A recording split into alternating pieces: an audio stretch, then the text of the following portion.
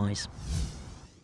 Finally tonight. Nowadays there's a lot of talk about storing things on the cloud, but back in the day, this was how things were stored. We are deep underground in the basement of the BBC archive. Check this out. There is so much stuff here. There's stuff here from Midlands Today, Torval and Dean. I mean, some of the reels here are from as far back as the 80s. It's actually quite incredible. Sadly, not all films were stored or backed up like this. Some films were lost and others were recorded over. Thankfully though, there are people devoted to make this right. People who will hunt for that long lost episode. These people are called the Archive Hunters. Excuse me, I was just having a quick one before we started, don't mind. Millions watched, but the finest hours of our TV favourites weren't always seen as something worth keeping. I certainly am one of the guilty ones who wiped some of the material. When I was controller BBC One, videotapes were wiped, and they were wiped in order to save money. In the early days, reel after reel was binned or erased for recycling to make way for new programmes. You forget about the pain in your jaw and you start thinking about the pain in your bum, Joe. Toothache gone, away gone now. Toothache's gone, but bum ache.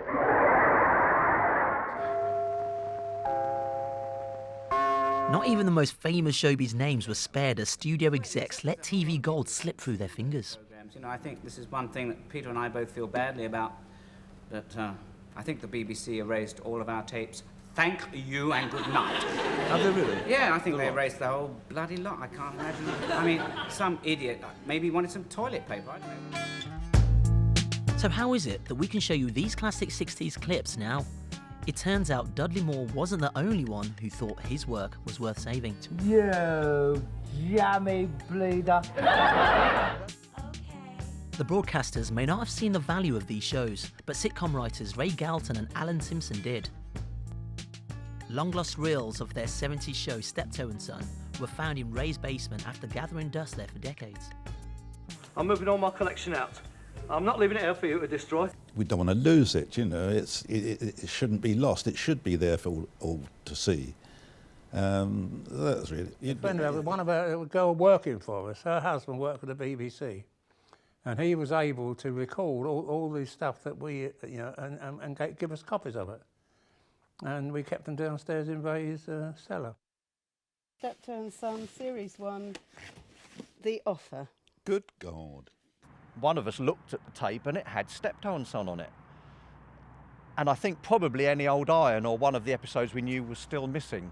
And me and Lisa looked at each other and I remember saying, this is one of the missing ones. And then someone else said, well, they can't, the BFI have taken away all the missing ones. We also picked up another tape out the box and found another Steptoe and Son episode on it which was missing.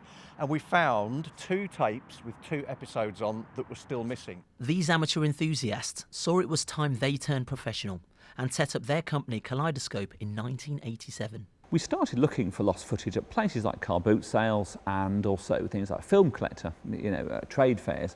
And we had some success in the early days. We found a Likely Lads, the very first Likely Lads, and we found a complete edition of Muffin the Mule as well. But really, there's so much footage out there that is still lost that you always hope you're going to find something really iconic. And I think the best finds we found were things like the Steptoe and Sons, and also when we found the Pans People, the performances from Top of the Pops as well. It wasn't long before these film buffs were working with the British Film Institute. By the early 90s, the salvage operation had really stepped up a gear. The BFI had launched a search for missing British films called Missing Believe Lost. But I think we thought that we'd probably be much more successful actually looking for lost television programmes, because we knew many of them must be sold abroad and they must survive somewhere. We also knew that some had survived in the hands of private collectors. We also suspected that they might be in the hands of personnel that had worked on the programmes in the first place. Oh, a lovely Christmas dinner. We had duck. I got it yesterday when the park keeper wasn't looking.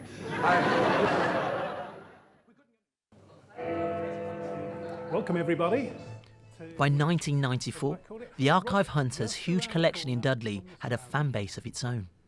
my first real encounter with Kaleidoscope would have been at the events, the first events that I went to as a punter, if you like, and then later got dragged in kicking and screaming.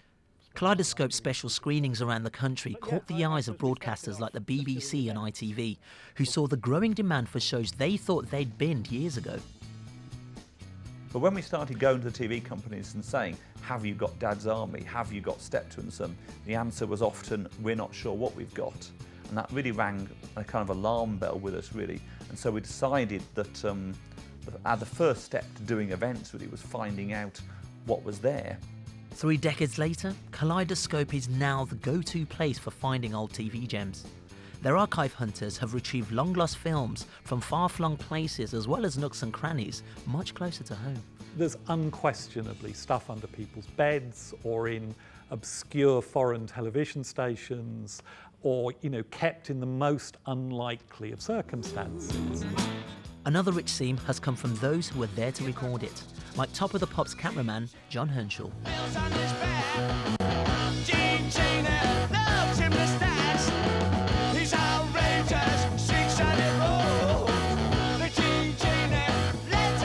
So it's the 3rd of January 1973. I was on camera 2 and Johnny Stewart said to me, what we need for this is the fisheye lens.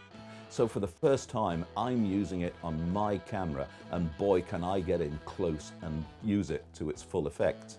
And so for 38.5 years, it was stored carefully, but never played. Until I was on Johnny Walker's Sounds of the 70s on BBC Radio 2, and Johnny said, what were you doing in the 70s? And I said, well, until 76, I was working as a cameraman at the BBC. And he said, what did you do? And I said, amongst other things, I did David Bowie doing the Gene Genie. The next day, I got a phone call. And so it all lifted off from there. I did not realise how much this had been sought after, because I didn't think anybody'd be daft enough to wipe it.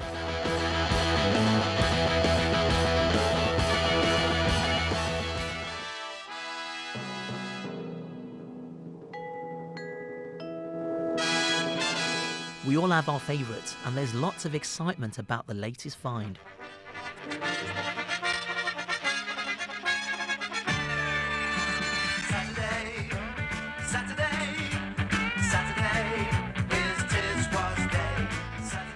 Well, of course, in the case of Tiswas, not a lot of it was recorded when it first went out back in the 70s and early 80s. But that was around the time that people were buying their own video recorders. And so they were recording their favourite bits of Tiswas. And one person who was recording Tiswas was the little boy who would dress up as a rabbit and sing Bright Eyes from Watership Down. Now, his name was Matthew Butler. And around 10 years ago, I met Matthew, and I discovered that he'd recorded every single episode in which he appeared. So the boy in the bunny suit saved Tiswas. So what we've been able to do is take those tapes off him, digitise them, clean them up very carefully, and we've been able to resurrect the original programmes and edit them down into the best bits that we can show again on Big Centre TV.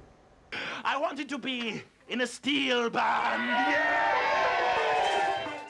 Tiswas highlights will be on the West Midlands Big Centre TV channel soon, and other old favourites have already made new box sets. And I have a very important announcement to make. Perhaps the most important announcement of my life.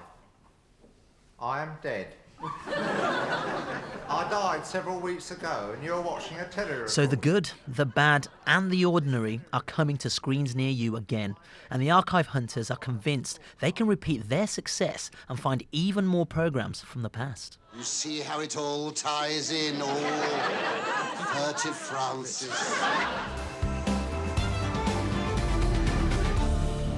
That is it from us tonight, but as you know, we love a good story. So if you've got one for us, why don't you drop me an email, andy.akinwalleri@bbc.co.uk. You never know, your idea might actually appear on telly before the end of the series. And don't forget, we're on Twitter at BBCIOWM. Why don't you go follow us? We'll see you next week. Bye-bye.